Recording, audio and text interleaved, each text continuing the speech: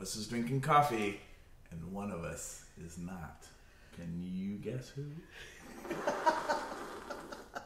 It looks like a latte from here. It does. Of course, This is Cathy Vartuli from the intimacydojo.com that I'm sitting right next to. And I'm here with Reid Mahalko from readaboutsex.com. And we have a question that one of you wrote in. Which one should we go now? All right. I love all the questions. Someone said, I love getting, quote unquote, having, or parentheses, having, question mark, my sex info with Reid and Cathy in stereo. I love that. So the question we're going to answer is, how come dating life is feast or famine? How can you nurture yourself when you're in the famine stage and not lose your head when it's a feast? Ooh, that's a good question. Yeah. I have an idea of what this question means, but the way that I would make it mean, because I might be wrong, is how do you get through the lean times? Yeah, I think that's what it means. And I'm a big fan of getting your social needs met when you don't have sexual partners, like getting your monkey needs met from your communities, which doesn't have to be your friends. Like you can get a lot of social needs met from strangers when you start stacking, here are the things that I'm interested in. Here are the things that bring me joy. I want to reiterate, he's not necessarily talking about having sex with strangers. But I could be. Could be, but that's not, I don't think that's where you're generally aiming, but it came across that way. Okay, to you maybe. But the idea of being let's do this thing. You geek out about wine, and you love wine, and you love when you have somebody to date, and then you go share wine experiences together. Mm-hmm. And maybe you don't have a lot of friends who enjoy wine. There are meetups. You can go on meetup.com or check out Facebook groups where there are people who are into wine and then show up at wine tastings and things like that and be social in a way that might be scary because you might be introverted or shy, but you're leveraging this thing that you already know about yourself that you love. And so then you kind of stack going out and getting some social needs met. Maybe you have a lot of touch needs, but you have nobody in your life for touch. You know, the easy fix is go get a massage. Or pedicure, or go to a cuddle party. Yeah.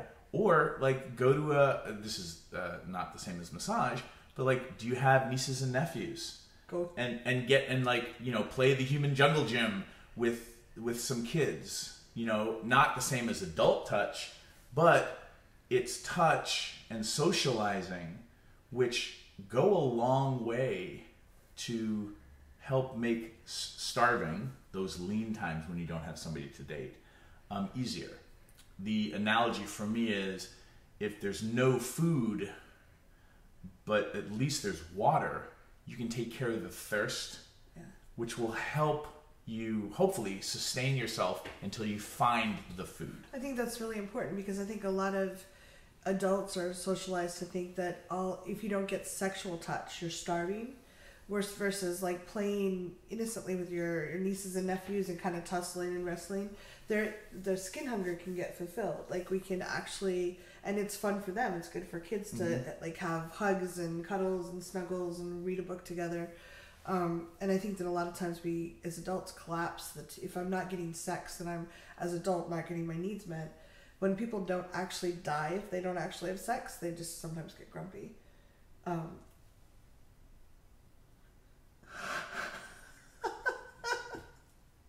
Answer the question. So I think that, I swallowed it wrong. That's what I get for being a jackass. Coffee.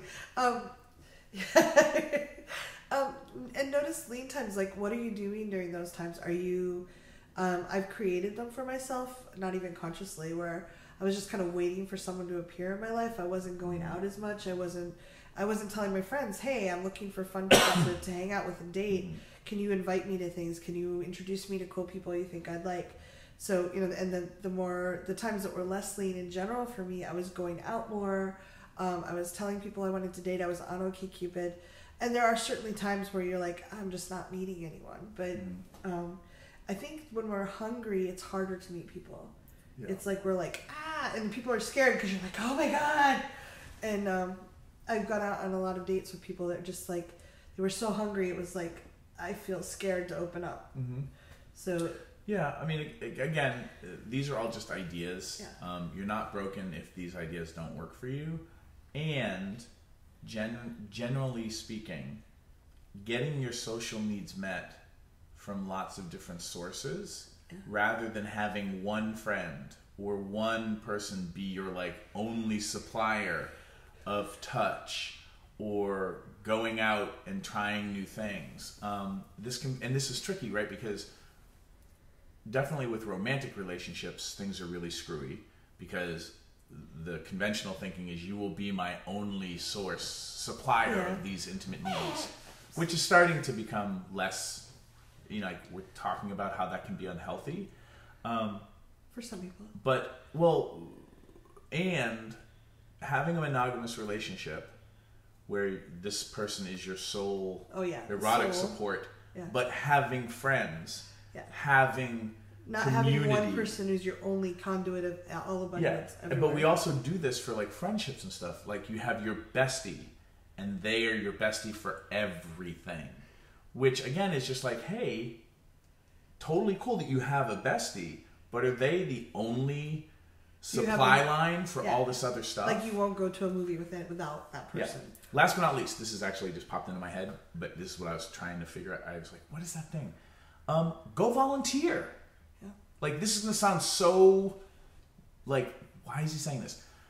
Go volunteer for an organization that inspires you, and go help people as a means of getting yourself out of the house, getting yourself surrounded by people, and feeling like you did some good in the world. This is a huge... can be a huge win for people, because then you're helping. Maybe it's a soup kitchen line, or cleaning up the park with a group that cleans up parks. Like, who knows what it is for you, but then you're meeting new people. You're getting out there, and you feel like you contributed to something that you cared about. That can be huge. Yeah. I'd like to come back and do another video on identity, because I think sometimes the feast and famine can feel really strong when we're equating our identity with having people to either have sex with or relationships with. So we'll be right back. Please leave the comments below.